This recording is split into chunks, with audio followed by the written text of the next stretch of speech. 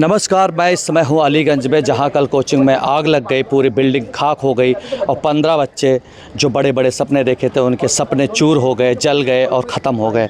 Ma'am, आप क्या कहेंगी? आप हमारे साथ समाजवादी पार्टी की प्रवक्ता हैं तिवारी जी। मैम, आप बताइए इस पर क्या कहेंगे कि ऐसी बिल्डिंग में जो 2016 में जिस पर एनओसी नहीं मिली, उसके बाद भी पूरी बिल्डिंग में बन गई, जबकि इस लखनऊ क्षेत्र में अगर थोड़ा सा मोरंग गिरा दो तो एलडीए हाजिर हो जाता है। पिछले 10 साल से यहाँ पे भाजपा की सरकार है। मैं तो सरकार को दोषी मानती हूँ और एलडीए को दोषी मानती हूँ और इसे बैठे बड़े बड़े अधिकारियों को भी पूरा दोषी मानती हूँ, जिन्होंने ध्यान नहीं दिया। 15 बच्चों की मौत हो गई, उनकी चीखें निकल गई और अग्नि में ध्वस्त हो गए।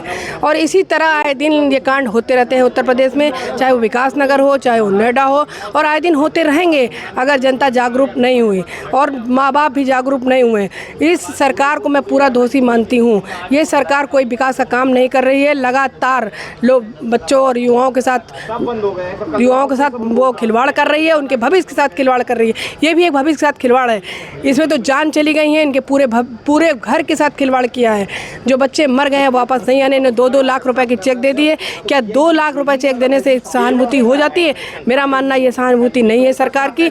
जैसे एक बार होटल में आग लगती है तो मॉक ड्रिल कर दिया जाता है होटल्स का, क्या उस समय दूरदर्शिता की कमी आ जाती है कि भीड़ होती है, हॉस्पिटल्स में भीड़ होती है, कोचिंग संस्थानों में भीड़ होती है, लाइब्रेरी में, क्या इनके लिए मॉक ड्रिल नहीं किया गया फायर सेफ्टी से संबंधित? मैं कहती हूँ ये जो गाड़ी बुझाने वाली, अग्निकांड बुझाने वाली गाड़ी है, 1 घंटे लेट आई। निरंतर ये हो रहा है। ये इस लखनऊ जैसे स्मार्ट सिटी में अग्नि बुझाने वाली गाड़ी इतनी देर में क्यों आती है? आखिर कारण क्या है? जब सब कुछ समाप्त हो जाता है तब सरकारी लोग आ जाते हैं, तब बड़े बड़े आला अधिकारी आ जाते हैं, तब मुख्यमंत्री भी आ जाता है। उससे पहले कोई, अगर ये पहले ध्यान दिया जाता तो किसी के आने की ज़रूरत नहीं थी और व्यवस्था एकदम सुरक्षित हाथों में होती। मैं कहती हूँ उत्तर प्रदेश सुरक्षित हाथों में नहीं है। ये सुरक्षित हाथों में तब होगा जब यहाँ का मुख्यमंत्री एक पढ़ा लिखा होगा, विकास पुरुष होगा। 2027 में हमें सरकार बदलनी है और अपना मुख्यमंत्री एक पढ़ा लिखा लाना है। यहाँ एनओसी नहीं मिली, फिर कैसे बिल्डिंग बन गई? अरे यहाँ ही नहीं, पूरे उत्तर प्रदेश में एनओसी नहीं मिल रही है और हर जगह कोचिंग चल रही है, बड़े बड़े होटल चल रहे हैं, क्योंकि सरकार पैसा खा रही है, अधिकारी पैसा खा रहे हैं, एलडीए के लोग पैसा खा रहे हैं। लेकिन कल ब्रजेश पाठक तो रोने लगे थे यहाँ पर। हाँ, 2 घंटे दिखावा करके घड़ियाली आंसू बहा के चले जाना बहुत आसान है। उन माओं के आंसू से पूछो जाके, जो बेहोश होकर पड़ी हैं, उन बच्चों से पूछो मेडिकल कॉलेज में पढ़े हैं, जो खाक हो गए, जिनकी हड्डियों तक की पता नहीं है, उन लोगों से पूछो जाके क्या उनके घर जा रहे हैं? पूछ रहे हैं। यहाँ आके 2 मिनट घड़ियाली आंसू बहा के चले गए। ये तो सरकार का काम है। अभी विकास नगर में भी इसी तरह मुआवजा देने की बात सरकार कर रही थी कि मुआवजा दे रहे हैं और 50-50 हज़ार घायलों को दे रहे हैं। एक महिला है जिसके 3 बेटियां हैं, बड़ी बेटी यहाँ पर जॉब करती थी और वो आगे भी एनिमेशन में साथ में काम भी सीख रही थी। उसका मानना था कि यही बेटी जो पैसा देती थी, छोटी बच्चियों की पढ़ाई अच्छी होती थी, अब वो मर गई तो अब मैं अपने बच्चियों की पढ़ाई कैसे करूँगी? तो ऐसे परिवारों का क्या काम होगा, कैसे चलेगा ये परिवार? वो बेटी मेरे ख्याल से नोएडा से आई थी, 5 महीने से यहाँ नौकरी कर रही थी, अभी भी मेडिकल कॉलेज में है एडमिट शायद मेरे ख्याल से। और मैं नहीं, वो मृतक है जिसका मैं बता रहा हूँ, वो नेपाल साइड से ही कहीं है। मैं मृतक बेटी है, उसको 50 लाख रुपए उनके घर को देना चाहिए। 50 लाख रुपए देना चाहिए और नौकरी देना चाहिए, क्योंकि वही परिवार की जीविका का सहारा था और उनकी जीविका भी छिन गई है, उनके बुढ़ापे का सहारा भी छिन गया है, इसलिए उन्हें 50 लाख रुपए देना चाहिए सरकार को। ऐसी घटनाएं बार बार हो रही हैं, फिर भी सरकार कहती है कि शासन चुस्त और दुरुस्त है और हमारे शासन में कुछ भी गलत नहीं हो रहा है। होती रहेंगी अगर हमारा उत्तर प्रदेश सुरक्षित हाथों में नहीं गया, अगर हमारा मुख्यमंत्री नहीं बदला गया। अभी भी जनता अगर नहीं जागी तो ये होता रहेगा, इसे कोई रोक नहीं पाएगा। ऐसा नहीं होगा? नहीं, बिल्कुल नहीं सपा सरकार में।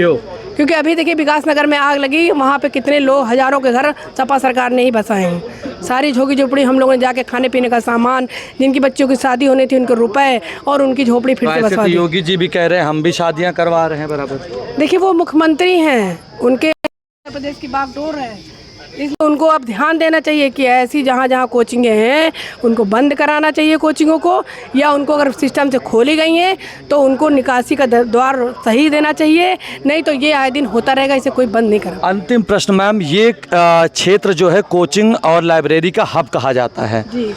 अभी तक अगर देखा जाए एक भी ऐसा इंस्टीट्यूट या लाइब्रेरी नहीं मिलेंगे जिनको एनओसी मिले। तो इसमें दोषी कौन है इसमें? अधिकारी दोषी हैं, जो अधिकारी एनओसी दे रहे हैं उसमें अधिकारी भी क्यों हुए हैं, और अधिकारी किसके हैं इस समय? सरकार के हैं। तो इसमें हम सरकार को ही तो दोषी मानेंगे। क्यों सिस्टम सही नहीं है? ऐसे तो योगी जी जाके गरीबों के घर बुलडोजर चलवा देते हैं, गिरा देते हैं, उन्हें 10 मिनट नहीं लगता है। अब इन चीज़ों में योगी जी को क्यों देरी लग रही है? क्यों सिस्टम से सही काम नहीं करते हैं? सस्पेंड किए। अरे अब सस्पेंड दिखावे के लिए कर दिया है कि जब बच्चे मर गए हैं फिर वो बेहाल हो जाएंगे, फिर अपनी कुर्सी पे चले जाएंगे। ये तो दिखाने के लिए कर दिया है समाज को कि जनता देखे, मैंने सस्पेंड कर दिया। अब सस्पेंड करने से ना बच्चे जीवित हो जाएंगे, ना उनके घर सही हो जाएंगे। पूरी तरीके से मैं सरकार को दोषी ठहराती हूँ और अधिकारी को। देखिए, जो बच्चे मर गए हैं उनकी जगह कोई इस दुनिया में नहीं ले सकता, और कुछ ऐसे परिवार होंगे जिनकी कि रीढ़ की हड्डी भी टूट चुकी होगी। कुछ ऐसे परिवार भी होंगे जिनके फ्यूचर एकदम अंधेरे में आ गया होगा, फिर भी वो बेचारे लड़ेंगे, कैसे चलेंगे? किसकी गलती है ये? प्रशासन की गलती है, सरकार की गलती है, नागरिक की गलती है, कोचिंग संस्थान की गलती, किसकी गलती है? क्या ऐसे लोगों की गलतियों के कुचक्र में लोग ऐसे मरते रहेंगे तब शासन जागेगा?